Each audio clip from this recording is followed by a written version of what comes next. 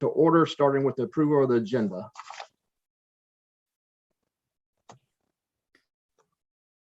So moved. Second. All those in favor? Aye. Aye. Aye. Aye. Next up is the approval of open session minutes from 12/14/2021. So moved. Second. All those in favor? Aye. Aye. Brings us to policies for second review, starting with policy 1-18. Good morning, everyone. 1-18 came to this committee last month and to the board for review last week. There have been no changes requested by any stakeholder group, and staff is requesting that this policy go for approval at the February meeting.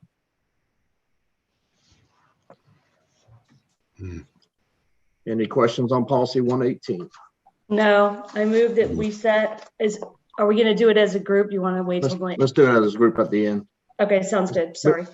Move along to policy 5-9. Okay. 5-9 student assignment, similar to the last policy. This one came to the committee last month and then to the board for first review last week. There's been no changes requested by any stakeholder group, and staff is requesting that this go for approval at the February meeting. Any questions, comments? I didn't have any. Moving to policy 5-12. 5-12 student promotion and accountability. This policy also came to the committee last month and to the board last week. There have been no requested changes, and staff is requesting that this go for approval at the February meeting. Questions or comments? Last policy for second review was a new policy on domicile and residence requirements. Yes, and this policy came to you all last month as well and to the board last week. There's been no requested changes, and staff is requesting that this go for approval at the February meeting as well. Very good. Any questions or comments? Do I have a motion to take these policies to the full board in February? I moved. Oh, second. All those in favor? Aye. Aye. All right, starting with policies for first review brings us to policy 2-8, annual independent audit. Yes, good morning. The revisions for this policy are based upon legal changes, and staff is asking for this to go for review at the February meeting. The changes, as I referenced in the policy, deal with a change to the North Carolina Administrative Code, and that's referenced in the policy as well. Shauna has reviewed this. Yeah, we do all this already, so that's good news. Any questions on policy 2-8? No. No. Move along to policy 4-1, attendance. Okay, 4-1, the changes in this policy are to reflect the changes in state law that address the remote learning days. We had held off on this because we didn't know if the remote instruction days were going to continue after COVID, but since they've been adopted into the calendar, we're asking that those changes be made and consistent with state law. And so we're requesting this go to the meeting in February as well. I have a question. Under attendance records, the first red line, students will be considered in attendance if present at least half of the instructional day. That's not for the high school. The high school, you have to be at each class, correct? To be present for a class, yes. I think the overall daily, let me pull it up. I'm sorry. I know in elementary school that if you're there half day, it counts as a full day. Mm-hmm. And that count, it's the same count for us for instructional days for the state, right? Correct. But that's not the same in middle and high school. They do separate attendance anytime they move. So yes. And we can clarify that in the language and add that. I mean, if they're there for half of the class, it counts as being there or something like that. I don't know. But Sure, middle and high are different. I'll add some clarifying language that students must be present for at least half of a period to be considered Okay. present for that class. And then under B2, isolation ordered by the State Board of Health. What about if we isolate, or the local board of local Joyner, if Mr. Joyner does it, the Union County Public or Union County Health Department does it? I mean, And a lot that's of that. parents have that. What?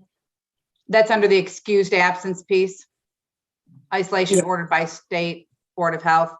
Yeah, that's how it's listed in the attendance manual, but it would apply, I assume, as well, because the pandemic has really changed all the landscape in this. We could just change that to an isolation order and then not even indicate who it's from. Okay. And you can also, I mean, I would assume that Mr. Joyner is following the state board's direction, so you could read it either way, I think.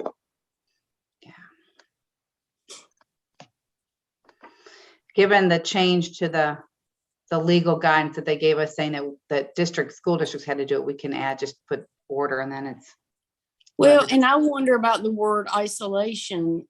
Is it exclusions, quarantines, and isolations? Do we have to add all the new terms? I don't know. I think that would be a good idea. And hopefully in some time we can take it out. I mean, because the state has certainly expanded their vocabulary.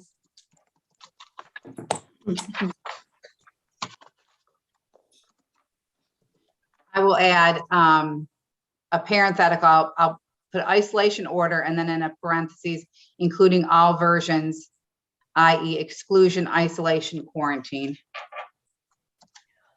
And that way it leaves it Okay. somewhat open-ended, but clear.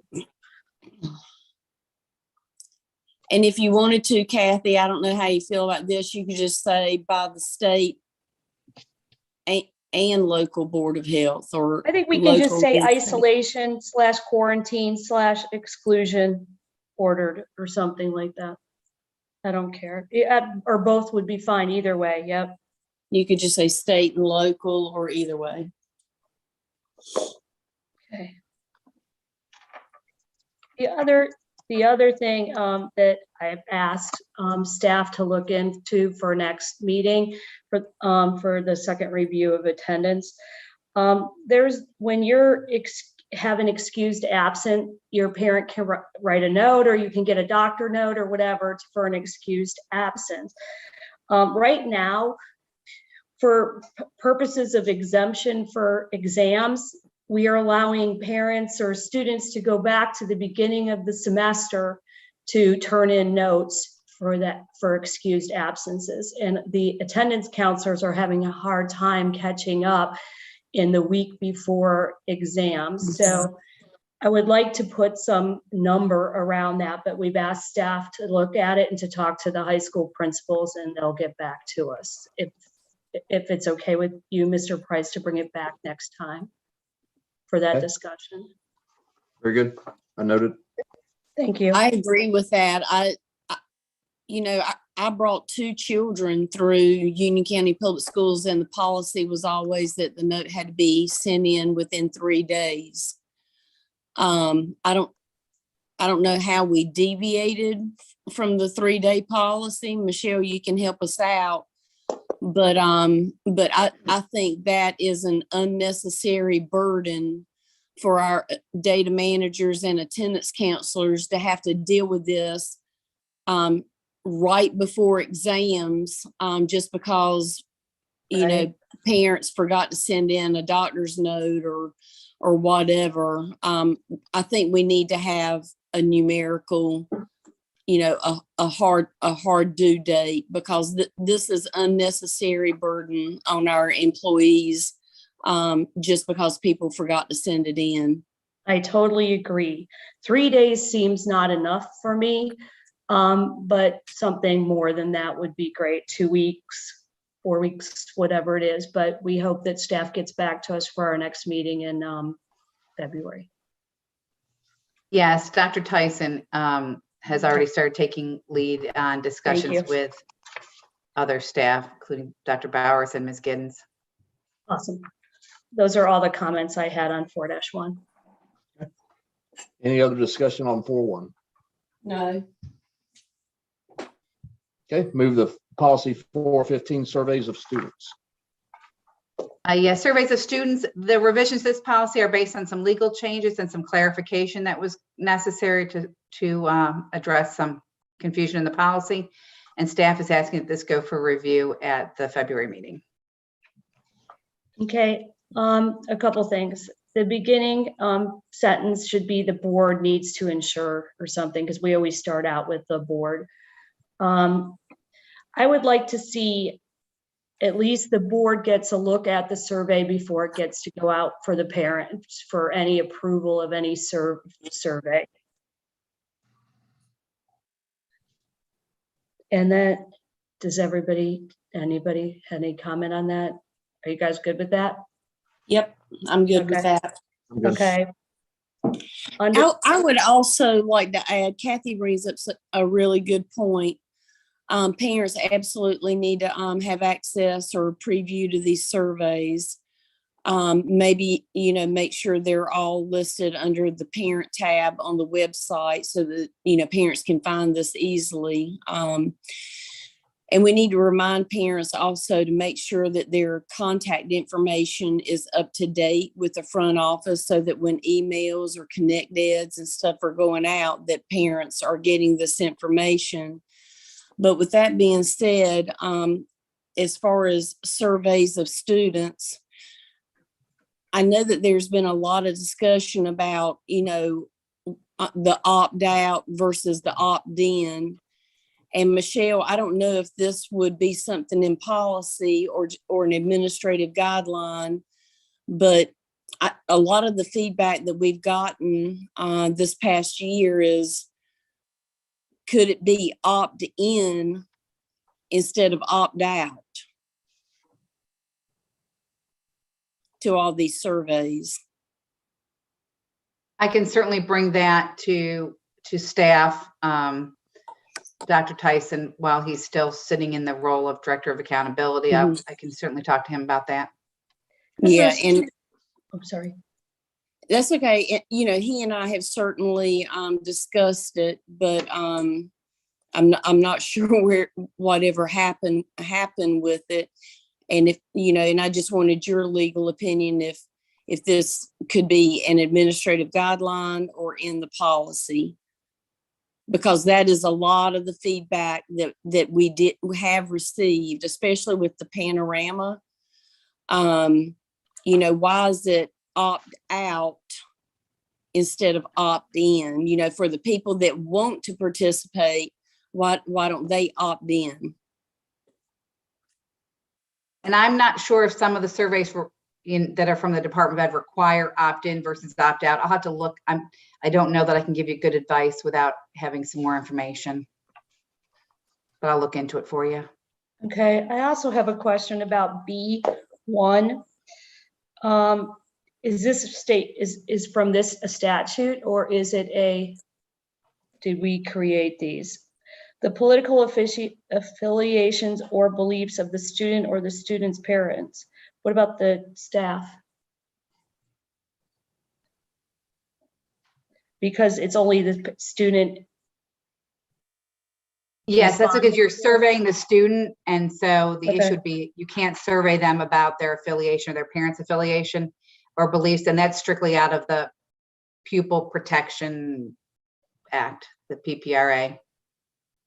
Okay, number 7, religious practices, affiliations, or beliefs of the student's parent. What about the student? It's strictly out of the statute. We can certainly expand it. That's just the language of the statute. Okay.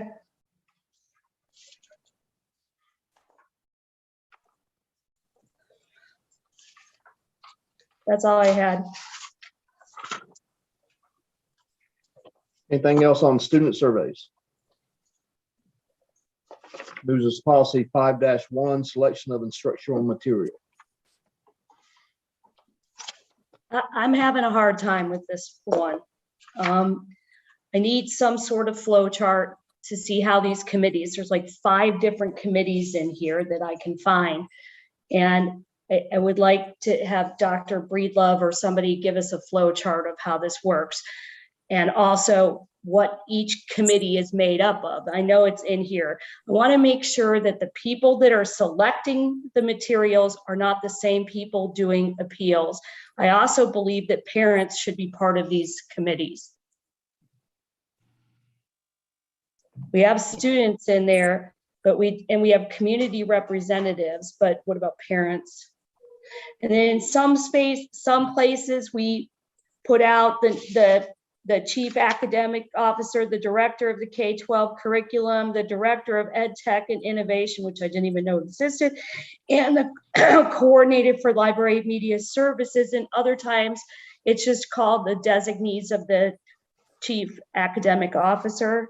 So there's a lot of places I just can't figure out who's doing what and who's in the committee. Does that make sense? I have a media advisory committee, a media review committee, a system level resources review committee, and another review committee. So I just want to understand who's making the decisions at the beginning and then what the appeal processes are. I agree with Kathy completely. It's at first glance, it seems overly complicated. And some of these positions, like Kathy has mentioned, is concerning if we're not even familiar with those positions. And if a person is even in those positions, I think this needs to be cleaned up a lot and streamlined. It needs to be simpler, and site-based, and parents need to be involved. So we'll pass it along for first review to the board, but I'd like to see that stuff for our next meeting in February.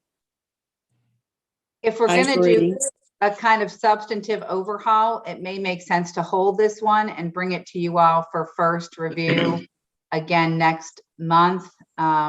The revisions to this policy were based on the requests of staff, so there's no legal changes, there's no time-sensitive changes. It's up to however you want to handle it, but I'm fine if we're going to do kind of a substantive overhaul, not to confuse anybody by having a first review, or we can take it for first review, however you want to proceed.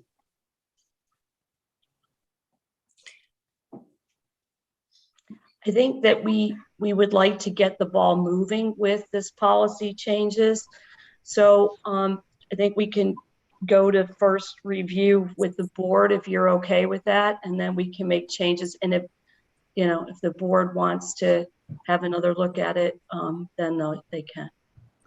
I agree with Kathy completely. I think we stay on course with first review and get it out of policy so that the full board can have a first review and receive input from the other board members and community members.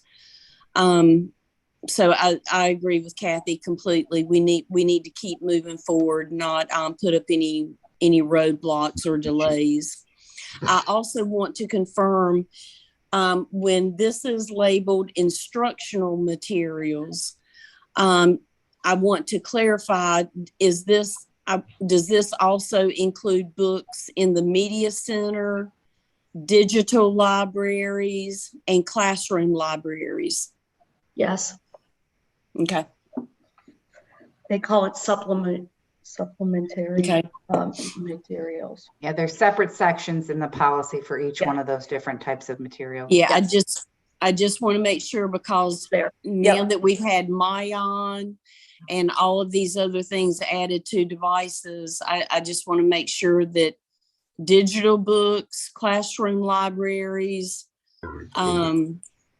the media center that, that we're it's all covering there. all the bases. Okay. It's all there. Yep. Okay, that's all I had.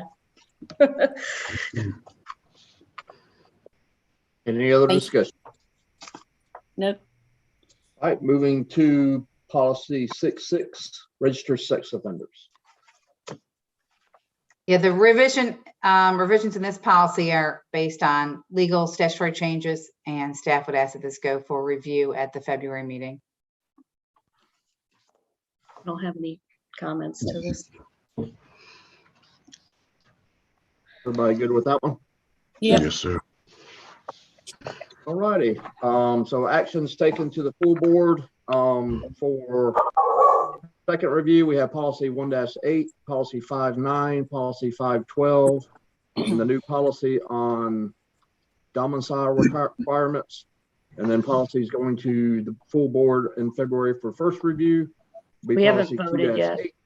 Policy 4-1, policy 4.15, policy 5.1, and policy 6.6. Our next board meeting or policy meeting will be February the 15th, 8 o'clock via Zoom. But And we have with to, that, we have to have a motion for it to send it to the first review, right? Did we already do that? Did I miss that? No, Okay. I was going to ask that. I missed it. I'm sorry, I think I did jump the gun. Go ahead. That's okay. I move that the policies for review 3A through E go to the full board for first review. Second. All those in favor? Aye. Aye. So Sorry with about that, I that. need a motion to go into closed session. North Carolina General Statute 143-318-10 and 11 to review minutes from prior closed session meetings. So moved. Second. All those in favor? Aye. Aye. We'll need to sign out and come back in. Yep. Yep, yeah, I'll have the link. Thank you.